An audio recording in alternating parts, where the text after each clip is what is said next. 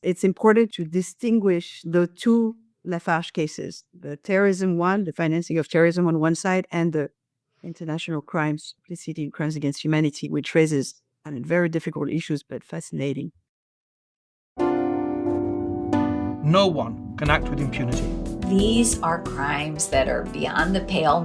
We are talking about human beings. We're not talking about numbers. We need a court. That's as simple as that.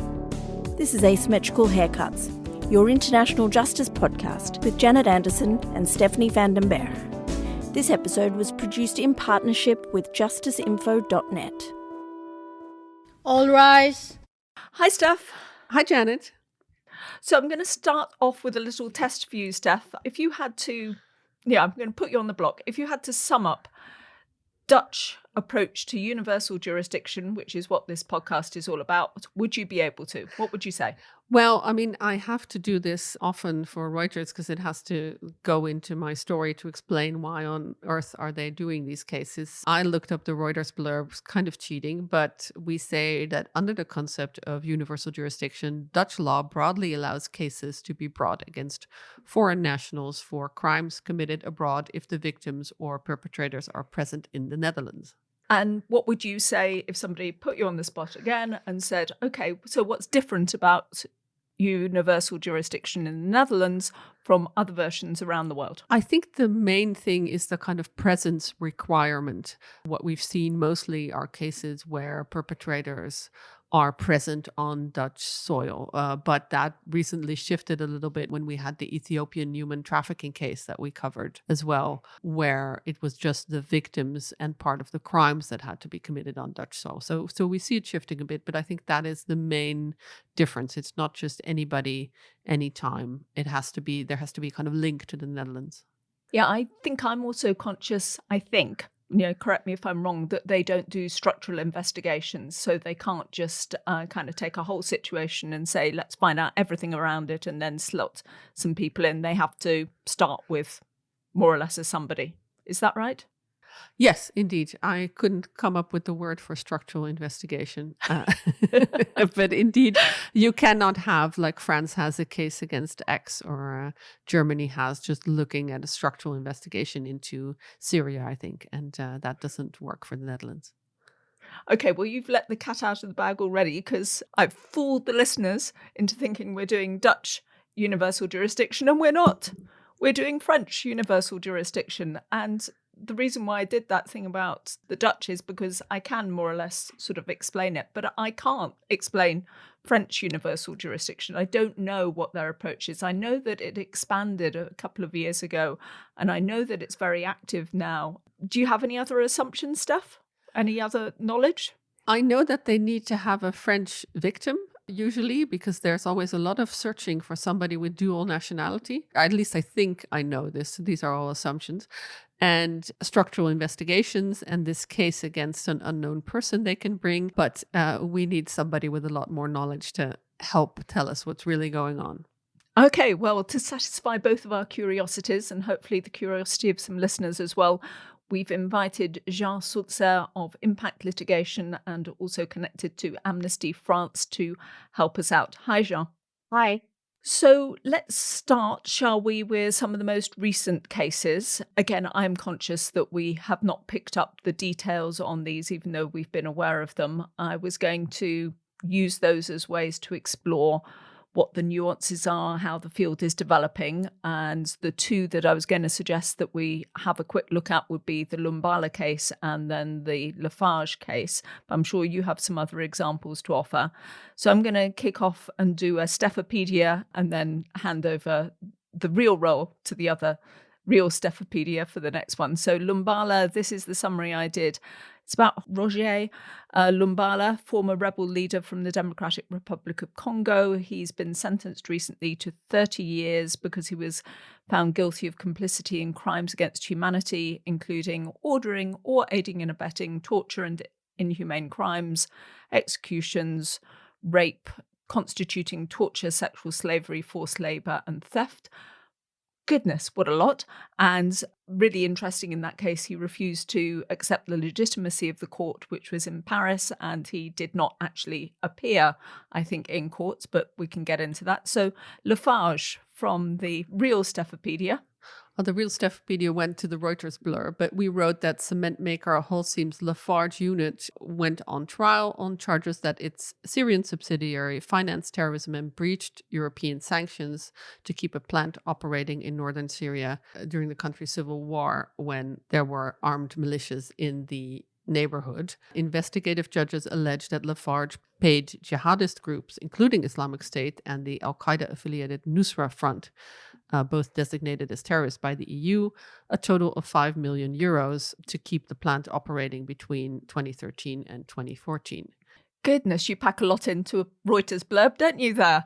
So Jeanne, tell us, what do each of these cases illustrate? I mean, I'm wondering, should we expect more of these kind of LaFarge type of cases about complicity to do with corporations and what they're up to, or would we expect more of the Lumbala cases, which to me looks like somebody who thinks that they've got a safe place to kind of hide themselves away, and in fact they're being put on trial for stuff? So wave your magic wand. Tell us what's going to happen. Are we going to see more of one or the other, or maybe both? Well, actually, these two cases are relatively unique right now because they are a very good example of a policy that is going on within the counterterrorism unit, which is the umbrella unit of the specialized war crimes unit in France, which currently has over 150 cases. I'm looking at more than 30 countries. But the reality is that the distribution of those cases, more than half of them relate to Rwanda, and another half relate to Syria and Iraq. Within those 100 or so cases, only a few numbers, quite a few, but the majority of them are still at the preliminary investigation stage, so at the prosecutor stage. And some of them have reached a stage of investigation because we have quite a strong pretrial investigation stage just before trial. Now, within this bulk of many, many cases, which I would say around 15 cases relate to corporate accountability cases. So LaFarge type of cases in relation only to international crimes. In theory, we can expect more LaFarge type of cases because France has an extremely progressive legislation that allows to look into the accountability of any crime within the criminal code, basically. There used to be a principle of specialty where only a few crimes could be attached to the corporate accountability, but it's not the case anymore. So there are investigations in relation to corporate accountability that look into surveillance technology. That's, for example, the Amesis case in relation to surveillance technology that may have dual use. There are cases that relate to weapons industry in relation to Yemen, but also in relation to Gaza. There are cases that relate to the textile industry, but at different stages. All of these will have very difficult implementation, legal issues attached to them. And the LaFarge case, the one that we've heard about from November and December of 2025 that reached trial, was only part of the LaFarge case because the LaFarge case has been severed. So there are two cases. One that is relatively easy, which is the financing of terrorism, which did happen. That was the 2 months hearing of November and December with an expected decision in April of this year. So we're still waiting for the decision. That's financing of terrorism. And why I'm saying that it's relatively easy, it wasn't an easy trial at all, but it's because for a couple of reasons. First of all, it was a financing of terrorism. So we were not in a complicity for crimes against humanity. And in addition, LaFarge had pleaded guilty in the US for the same charges. So there were a lot of interacted, very interesting issues with respect to who can be a civil party in this case, etc. But the ongoing investigation is the one on complicity for crimes against humanity. And that's ongoing. And LaFarge has not yet been sent to trial for that. But the investigation is ongoing. I had a question, or actually my very smart intern had a question on the LaFarge case, and she asked me Is it the people or is it the company on trial? And I couldn't really answer because I know the Lundin case in Sweden, which is the oil company, but their executives for the oil company are on trial for individual criminal responsibility for international crimes, war crimes in that case. And it seems that LaFarge is kind of the same, but is it then the managers of LaFarge, or under French law can the company be held responsible for atrocity crimes? It's the company. And that's what really raises fascinating but very complex issues of sending a company for the most serious crimes of complicity for crimes against humanity.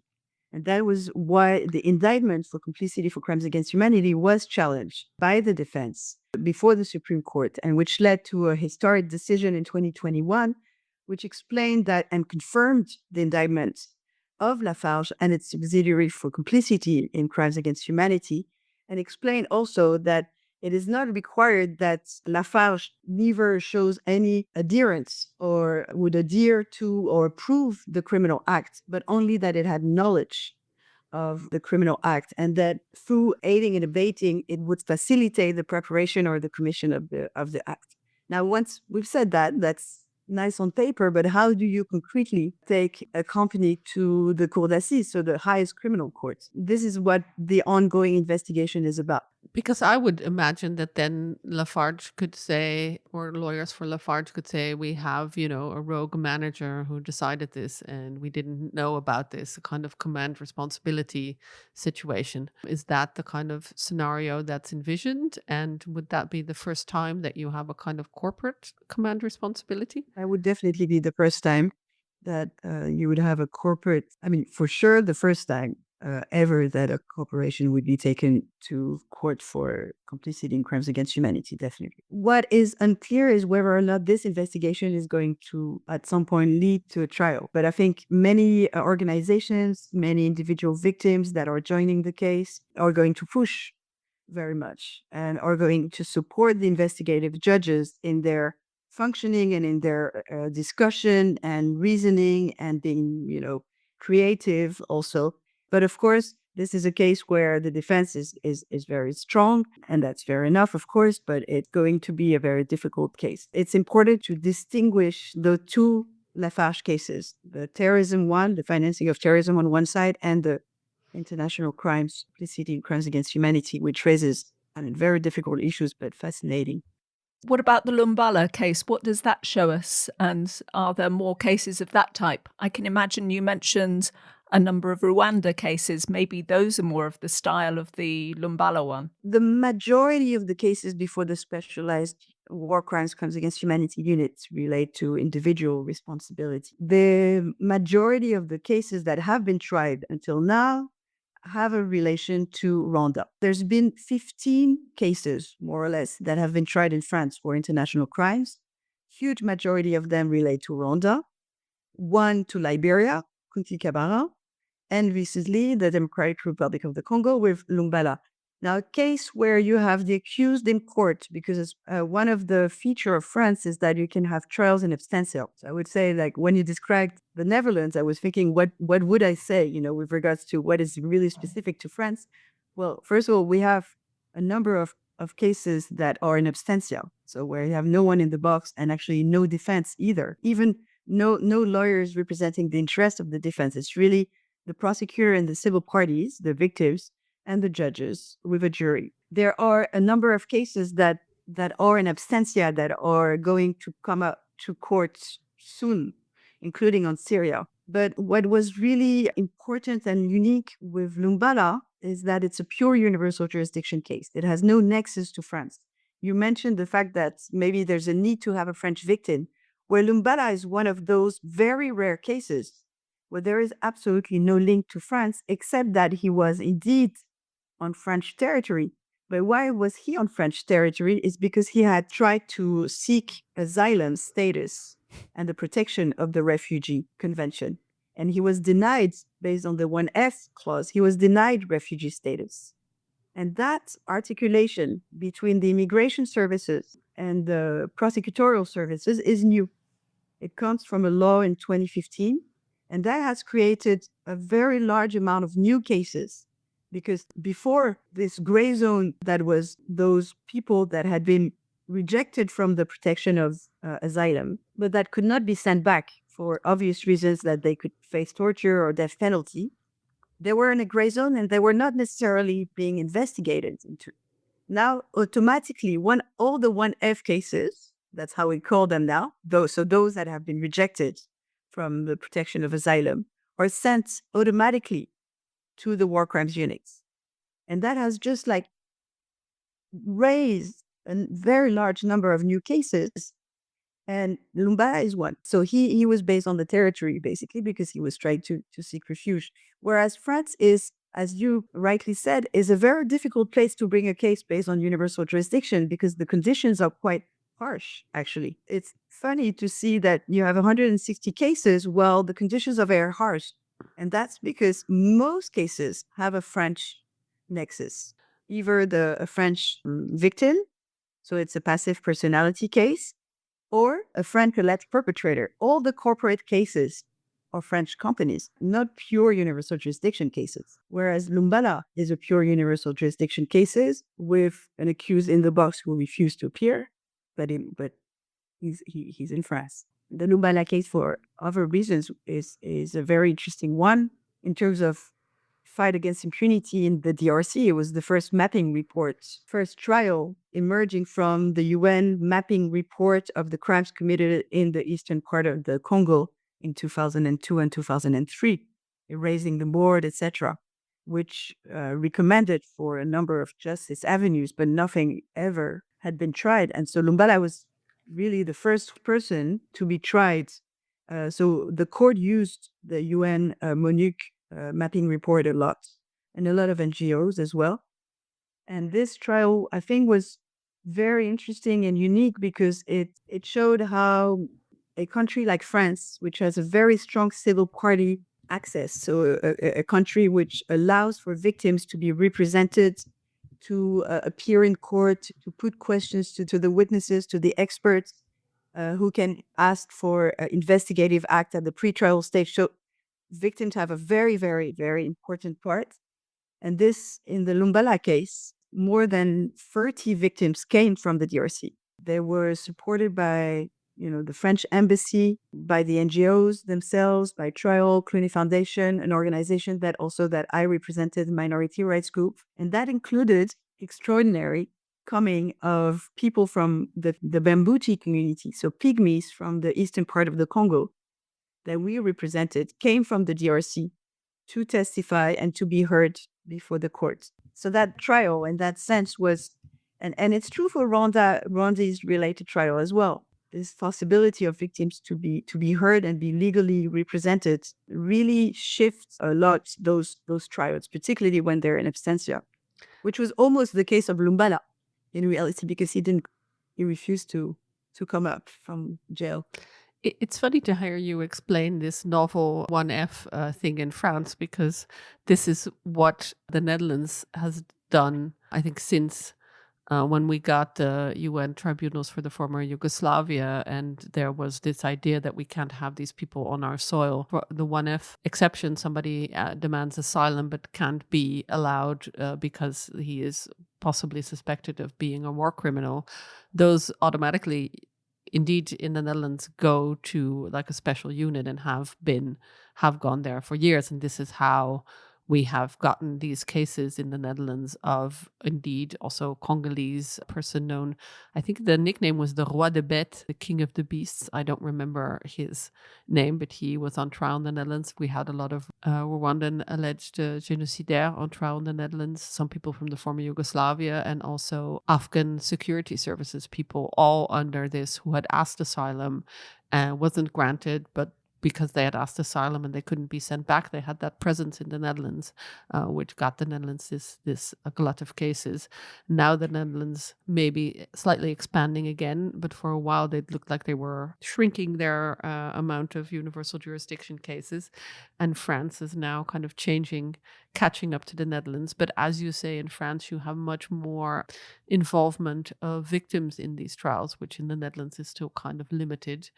What we see more and more in other European countries, including the Netherlands, is that where they have cases of foreign fighters, they tend to come with terrorism-related charges or membership of a terrorist organization rather than focus on international crimes. Is that the same in France? Do you see that same trend where they tend to kind of go for terrorism charges rather than crimes against humanity and war crimes? Yes, indeed. Since 2013, 2014, there has been a very, very big increase in litigation and cases led by the counterterrorism unit. France having like quite a big contingency of people that left actually for Syria and joined wherever it was initially Jaish al-Islam and then the Islamic State. And France has a very repressive and very proactive policy, prosecutorial policy to go after any person that has been there. The majority of cases are brought under terrorism charges, and the prosecutor's office would, I believe, always in terms of efficiency of the repressive system, prefer terrorism charges of membership, particularly because they are relatively easy to prove. And as you know, we also have had like major, massive trials with regards to the 13th of November 2015 attacks, which were only based on terrorism charges, which personally, I think it could have been a choice also of going after different charges, because I think really the elements of crimes against humanity were met, considering the massive and systematic nature of the crimes that have been committed on French soil in 2015. But the prosecutorial choice was terrorism. What has changed recently is the proactivity of NGOs in trying to push the prosecutor's office to realize that the reality of the prejudice of some of the victims need to be portrayed and mirrored in the legal characterization. So there was a push to reflect that, particularly in the Yazidi cases. So it's through the Yazidi-related cases and NGOs that are supporting those cases that cumulative charges have started to appear in cases. Yeah, I wanted to pick up on Yazidi cases because I understood here we are in 2026 that there is one very major one, at least, planned. 3 different people on trial, 2 men, 1 woman, including extermination charges and enslavement charges. Can you talk us through what that prospective trial will show for us? Well, there's actually a 4th one. So they all... Well, just let me stop you there then, Jeanne. Tell us more. Yeah, well, it's a similar type of case. The alleged perpetrators, they are sent to trial, are all French nationals, first of all. They're all persons that either are returnees or have been repatriated, whether voluntarily or not. Some of them, and that's a practice that the French counterterrorism units has been doing for a while, is that they are alleged to be dead, but they are still going on trial. We can talk about that from a human rights perspective and whether or not that is fair or not. But until they have the proof at least from the prosecution side that they're dead, they seem to be okay going for trial. That's actually the case coming up.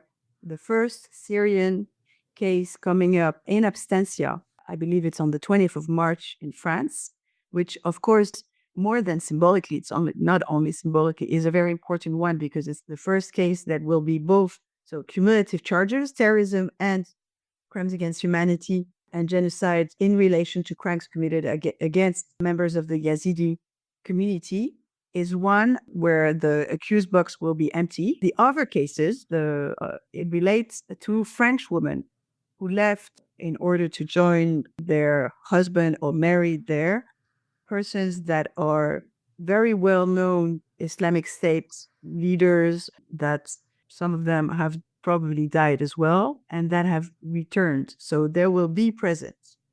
So there's going to be very interesting discussion about their responsibility. So for the latest one, Lolita Kochiti, in relation to enslavement and sexual violence against an 8-year-old Yazidi child who was detained and enslaved in her house, apparently. That's from what we hear in the media.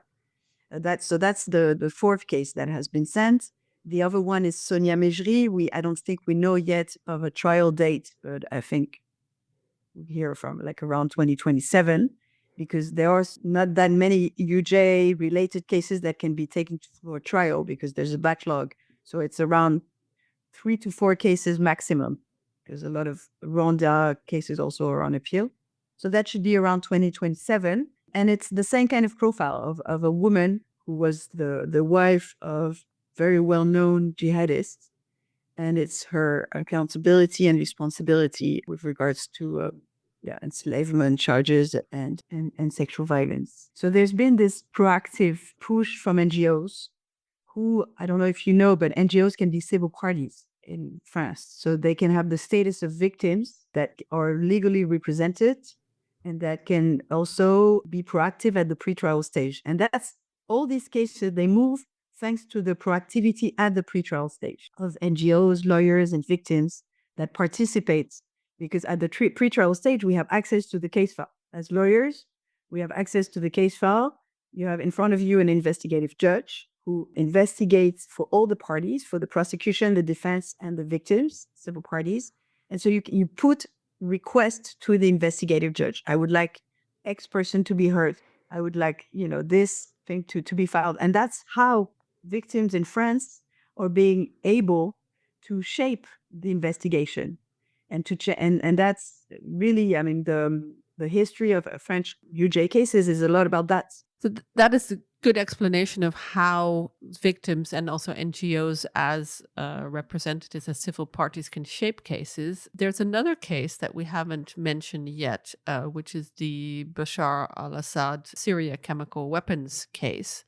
And we know you're active in that. Now, the political landscape changed a year ago because Assad fled and he no longer has immunity. So can you explain a bit about this chemical weapons case, who has been investigating and where it is, and what your role as a civil party in that can be? So it's a case that has been brought in 2021. So while the regime is still going on, of course, specifically on 2 attacks, on a relatively smaller attack on the 5th of August of 2014, and then the major attack on the Ghouta on the 21st of August 2014. The case has been brought by both survivors and NGOs, both international and national NGOs. So Syrian NGOs, SCM, for example, so the Syrian Center for Media and Freedom of Expression, Mazen Darwish, which I'm sure you know, and his team, who were documenting back then in 2014, they were called VDC, and they were documenting the crimes in Syria. So they had a lot of information, a lot of open source also investigation, but also a lot of information to share and to be analyzed. Supported by Open Society Justice Initiative, which has been a key player as well, and whose organization also became civil party. Then joined by Syrian Archives, Mnemonic, which is a major actor in the analysis of open source investigation in Syria, dozens and dozens of Syrian victims, as well as medical NGOs like Physicians for Human Rights and other Syrian organizations. So the case was brought basically like a lot of information, given that there is no possible access to Syria, a lot of information, main information evidence came from the victims themselves when we filed the case. And then victims were heard. So it is indeed a passive personality case, because in order to have the key to open the door to jurisdiction in France, given that none of the alleged perpetrators are in the French territory, the only way was indeed to be able to have a dual citizen or dual citizens, which was what indeed happened in this case initially. So the key to the door was found. Once that door was open, dozens of Syrian victims joined as civil parties in the case. And that led to setting up and investigating the crime base for a number of years, and then the chain of command. And here again, the NGOs, with their knowledge of the Syrian chain of command and their capacity to explain that to the investigative judges, helped a lot in identifying the responsibilities. And at some point, the responsibility of Bashar al-Assad from the investigation itself, was so central in this case, which is really a case of deciding to launch a major attack that led to more than 1,500 persons that died and thousands of wounded persons. was so central that the investigative judges decided to issue an arrest warrant. And that's really was historic because never had a national judge issued an arrest warrant against a sitting head of state because of this so-called absolute personal immunity, which at the domestic level exists, even though it doesn't exist at the ICC. So that was a bit of a tsunami, really, like an arrest warrant against a sitting head of state. So you can imagine how exciting everyone was, and particularly the Syrian clients and victims and those that have been, fighting in the fight against impunity. But that's when started this months and months of procedure because the prosecutor's office decided to challenge that arrest warrant. And so it's not the defense, there's no defense in the case that actually appeared. It's the actual French prosecutor that challenged on the basis that there is personal immunity, even though France officially and politically, whether at the Security Council and everywhere, say that they want the regime of Bashar and Bashar al-Assad to be held accountable, including for the crimes in the Ghouta in 2013, but that's legal issue of personal immunity. So that went up to the Supreme Court until 25th of July, where there was 2 cases that were brought to the Supreme Court in France on issues of immunities, both functional. So functional immunity is any immunity that is attached to the function of the person, and personal immunity, which is only attached to the highest level. And for example, sitting head of state, sitting minister of foreign affairs, etc. And up until then, there had been no possibility of ever withdrawing that personal immunity. The only hearing that happened where the arrest warrant against Bashar was confirmed was the Court of Appeal before the Supreme Court. We won before the Court of Appeal. Beautiful decision that said that sending and launching a chemical attack against your own population is not part of the normal function of a head of state, basically, in short. But it was appealed again by the prosecutor that took it to the Supreme Court. We lost on the personal immunity. The Supreme Court acknowledged that indeed there is a personal immunity for sitting heads of state, but it's okay because at some point sitting heads of states no longer heads of states. So it's the ICJ decision, the arrest warrant decision, basically. And that at some point they will not be able to be protected by that personal immunity, either because there will be a case before the ICC or they will not be head of state anymore. And the reality was that it was a bit of a scenario in July because Bashar was not a head of state anymore. So we're sitting at the Supreme Court knowing that Bashar al-Assad cannot enjoy personal immunity anymore because he's already in Moscow and he has no personal immunity. So we knew in any case that a new arrest warrant was going to be issued, which is what happened because the Supreme Court said very clearly that in the presence of international crimes, there is no functional immunity anymore. And that's big for France because until now, the Supreme Court in France was quite conservative on the issue of functional immunities. Even Donald Rumsfeld, who was, there was a case against him for Abu Ghraib and for signing the torture memo. The Supreme Court said, well, there's functional immunity. Even the torture, used against crimes. So there was really very little chance for France to move. But the Supreme Court, which was the practice of the prosecutor's office, did acknowledge that in the presence of international crimes, there is no functional immunity. So the next day, basically, the investigative judges issued an arrest warrant against Bashar al-Assad, who was no longer sitting head of state.